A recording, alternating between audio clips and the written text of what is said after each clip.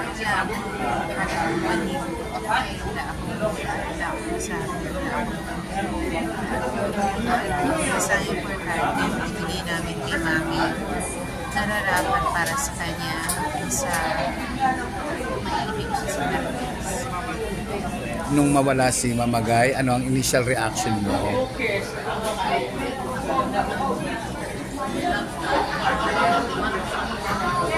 Lot, bilang isang anak, nagkaroon din kayo ng mga misunderstanding ni Mama Guy. Ngayon ba, higit mo naintindihan ang pagiging isang ina ni Mama Guy? Kasi yung lahat, sa super sa amin po kami na ayaw po kami na nawawala yung kahit sa pamilya rin. Laging kami nag-iingat na ayos kung ano man ang naging gusto. Hindi na importante at dapat pag-usapan din. Ito yun. Importante ngayon, may bilis parang nararapat para sa kanya. Pero Miss Lot, how you will describe her as a mom? Ibang klase natin. Just grateful for everyone who's here right now. Nakikiramay, sending their love, and showing their support para sa aming pamilya. Kita naman sa dami ng tao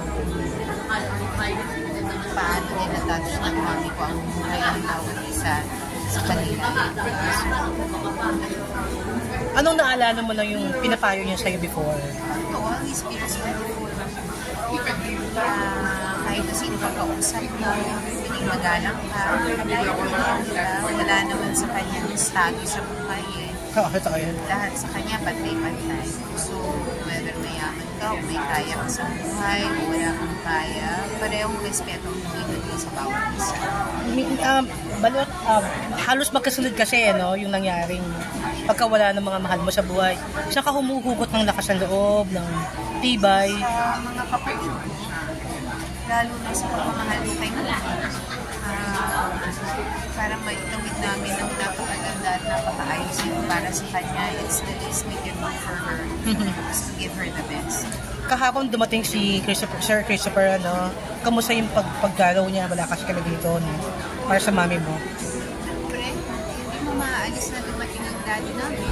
Daddy namin, mga asawa na ng mami ko. So, syempre, daddy naman will exactly support with everything here. So, of course, it's going to be here. Siyempre, gusto din niya makita. Ito na lang, Lot, last na lang, last. Kung maririnig ka niya, ano lang yung mensaheng gusto mong iparating kay mami? Alam na ni mami, alam naman niya mahal namin siya. Kahit naman mula noon hanggang ngayon, hindi naman nagpapamahal namin sa kanya at siya sa amin eh. Wala namang ano yun eh, wala namang question. Yung mga ibang tao lang talaga magbibigay ng kung ano yung kulay at yung mga haka-haka ng iba. Kaya sa pananaw ng iba eh, magulo ang relasyon natin sa nanay namin. Okay. Which is not true. So ngayon, iwasan na muna natin yung mga ganun. Mga issue, mga intriga. Walang issue ngayon. Walang issue sa buhay. We've never had an issue naman with Mom, and Mom never had an issue with us. Okay. So, let's just, pray for her. Yeah, right. Remember how bright the star she is in everything. Lot, kadalasan kapag namamatay ang mga parents, sa panganay na iiwan yung obligasyon, paano mo napaghandaan o pinaghahandaan ito? Kaya ko mag-isa nagtutulungan para may house para kay Mami may bigay sa pinakamaganda.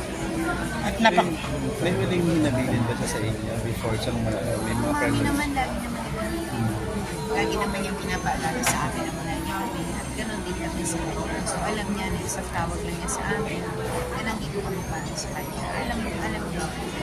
na lang. Comment din sa amin, sabi niya, kung papabayaan yung mga bata, focus ka sa mga bata.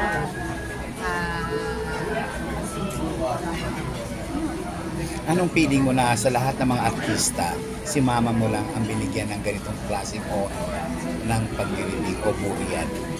She deserves it. She deserves it. Like what I said, she's devoted her life to her craft, to the public. And kaya din sobrang pagmamahal na pinapakita ng mama ko sa lahat. Kasi lagi niya sinasabi, anak, hindi dahil sa kanila, wala din ako. Kaya ibinabalik niya yung pagmamahal na yun sa lahat ng nagmamahal sa kanya. Thank you. Maraming salamat sa iyo, condolences. Picture naman tayo, friends.